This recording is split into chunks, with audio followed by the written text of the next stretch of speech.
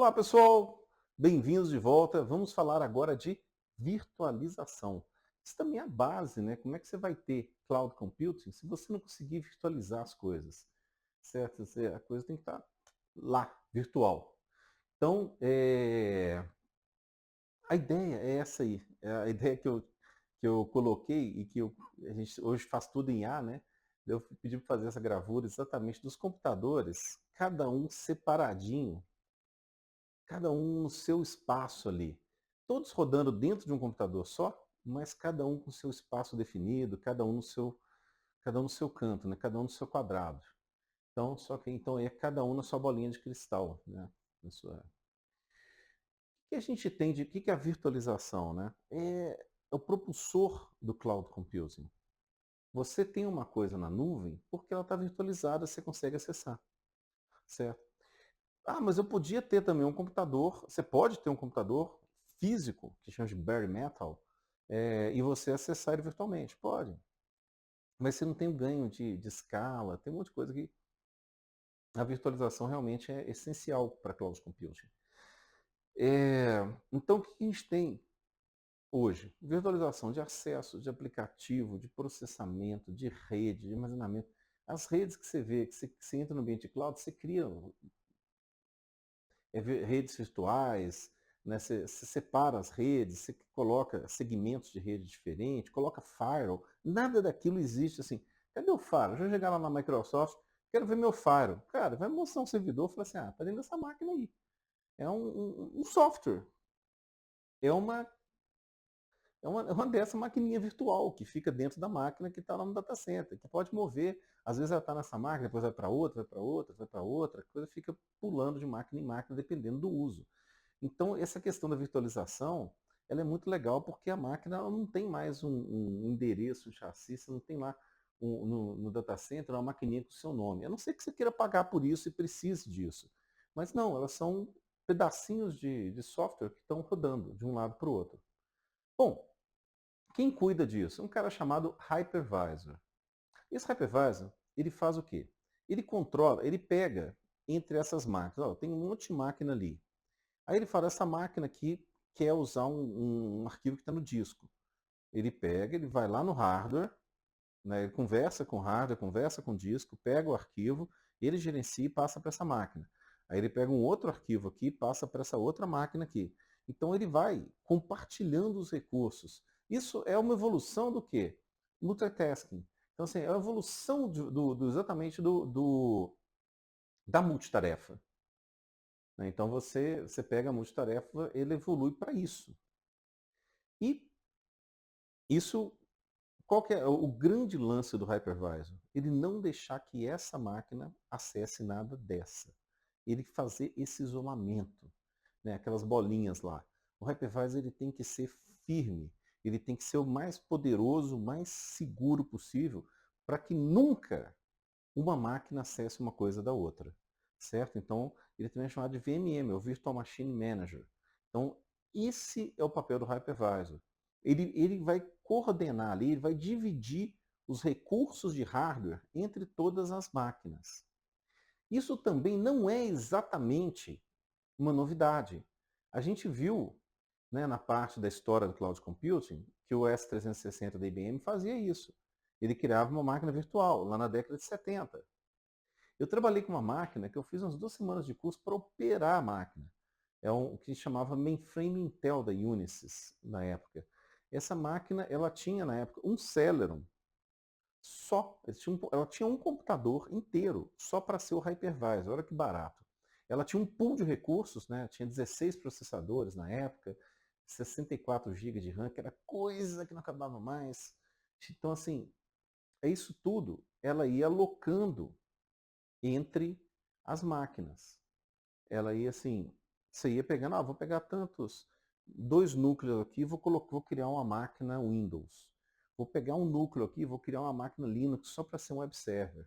E você ia criando os computadores virtuais. Onde que esses computadores virtuais estavam? No disco. Eles eram um pacote que estava lá no disco, que o processador carregava aquilo ali. E quem era o hypervisor? O hypervisor rodava numa máquina separada, que era um Celeron. Né? Então, assim, É o E7000, se não me engano, esse cara da Ionis. Então, beleza, cara, isso aí tem até hoje, né, máquinas assim. Na época, a máquina anterior, os modelos anteriores também eram assim, mas esse aí foi um que eu trabalhei, que foi uma coisa bem começo dos anos 2000, né, que estava lançando essa máquina, em 2001 mais ou menos. Essa máquina era o topo de linha, né? Essa máquina aí então já tem 25 anos essa máquina. Só esse aí já tem 25 anos. Mas hoje, você virtualiza com qualquer coisa. Em muito pouco tempo a gente passou a virtualizar em qualquer computadorzinho, você começou a ter a possibilidade de ter uma maquininha virtual, certo? Isso aí, digamos que popularizou. Talvez não do mesmo jeito, mas não, talvez não, com certeza não com a mesma segurança e tal, mas virtualizou. Ali, Bare Metal Hypervisor ou Hosted Hypervisor. A gente vai ter aí um slide sobre isso, que é o tipo 1 ou tipo 2, que é aquele cara, esse aqui é o Bare Metal, né? Você tem um hypervisor que ele está ali ligado no hardware, controlando o hardware, e você tem as máquinas. O hosted hypervisor já é outra coisa. A gente vai ver. Diversos tipos de sistema hospedado, claro, eu posso ter qualquer tipo de sistema, posso ter, até tem as maquininhas no servidor com Windows 95, 98, tal, só vou brincar.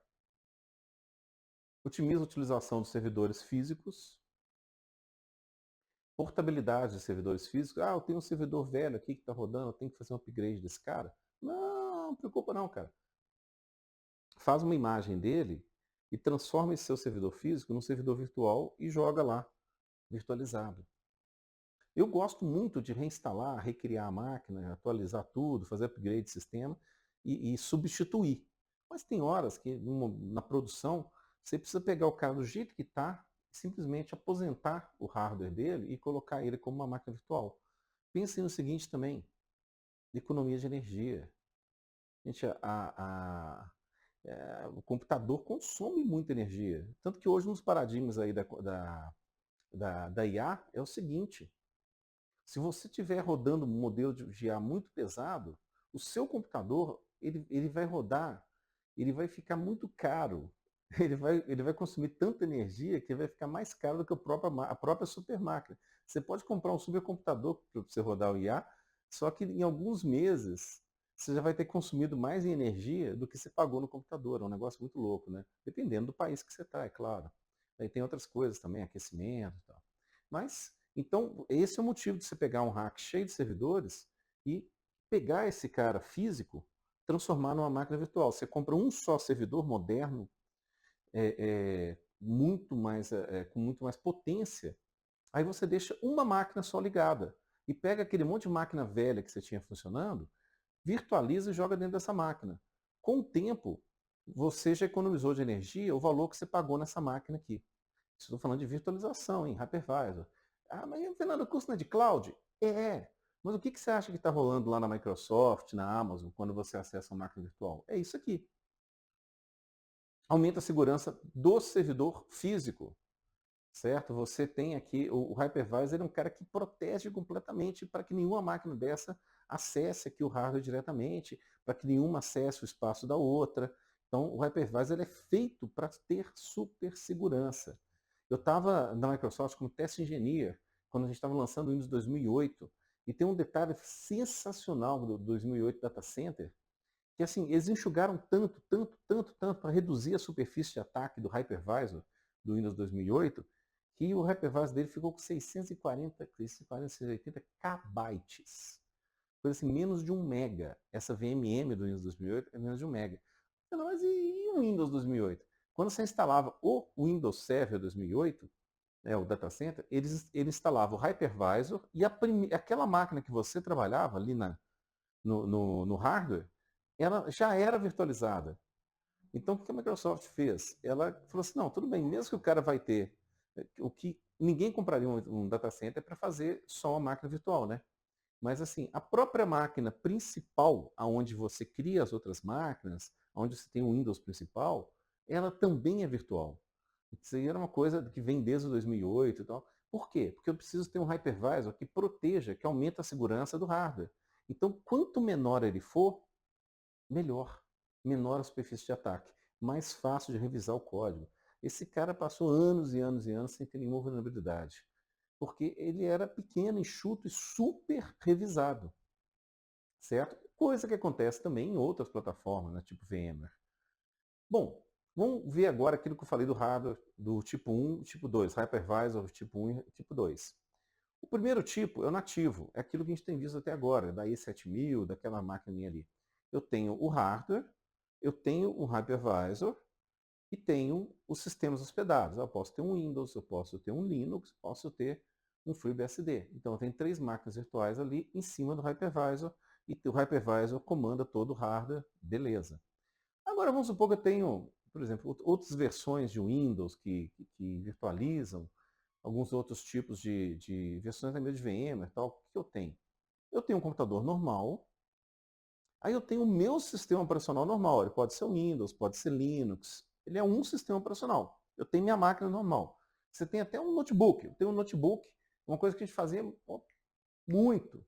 De 20 anos atrás a gente já tinha isso lá na Microsoft, que eu precisava fazer demonstração de vários servidores, vários softwares, eu tinha várias máquinas virtuais salvas no disco.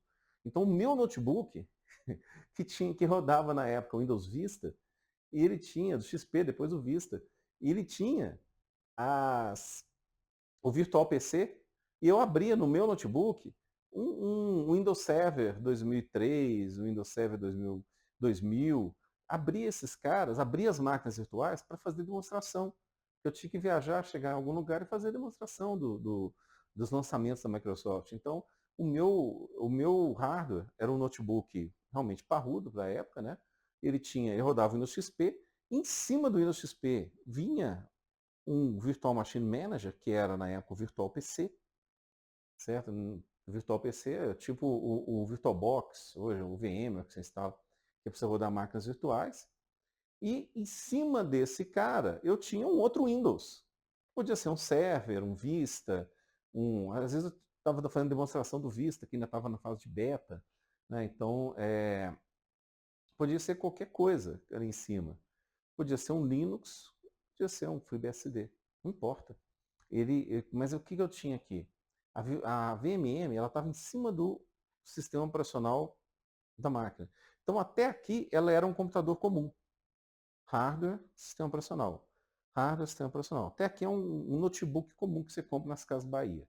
Aí, só que você instala, igual você pega um notebook na Casa Bahia e instala o VirtualBox. Aí o que você está instalando? Você está instalando uma VMM. Aí você instala um Windows em cima, dentro do VirtualBox. Então o que acontece? O Windows tem que comunicar com o VirtualBox, que comunica com o seu Windows nativo, que comunica com o hardware. Cada vez que você vai pegar uma coisa na rede, no disco, você tem que fazer todo esse caminho. Então esse é o tipo 2, que é o tipo hospedado, certo? E qualquer coisa que vocês forem ver, gente, de cloud computing, qualquer dessas provas, certificações de cloud computing e de virtualização, vocês vão ter esse negócio tipo 1, tipo 2, que é uma coisa interessante para a gente saber. Não precisa aprofundar mais do que isso, não. Mas aqui, ó, na questão do tipo 1 nativo, isso aqui é o que roda. Isso aqui é o que roda na cloud hoje. Não tem espaço para isso. Aqui são super máquinas, só com hypervisor, e as máquinas virtuais vão e vêm. Ok? As máquinas virtuais, não está usando? Joga para o disco, puxa outra, passa para outra máquina. Essa máquina virtual está começando a consumir muito recurso, joga ela para outro hardware. Isso acontece o tempo todo dentro dos data centers. Ok? Bom, e nos microcomputadores? Quem que foi a primeira empresa a trazer isso para o Windows? Foi a VMware. A VMware é um monstro, né, assim, de empresa, que cresceu para caramba, depois foi vendida para a Broadcom. Né? Então você tem. Ela fazia o quê? Ela virtualizava um Windows dentro do outro. O mesmo problema do 3270 lá. De repente eu tenho algumas coisas que rodam só no XP e eu estou no Windows 7 e tal. Você ia lá, colocar um XP virtual lá, ela virtualizava, você conseguia trabalhar com aquele cara. Então, você criava virtualização, máquina virtual, sistema operacional hospedado, hypervisor tipo 2, o VMware começou rodando em cima de Windows. Depois que ele virou um sistema mais potente ali, que você colocou direto no hardware para fazer um data center com VMware. Mas ele começou com uma aplicaçãozinha para o Windows, para você rodar uma outra máquina dentro do Windows. Bom, gente, tudo isso que eu vi aqui é obrigatório para vocês Eu falei aqui para vocês entenderem bem cloud computing, virtualização. Então, independente se o seu curso está sendo aí de segurança ou de cloud, isso aqui é obrigatório. Tá ok? Bom, então vamos lá. Até o próximo vídeo.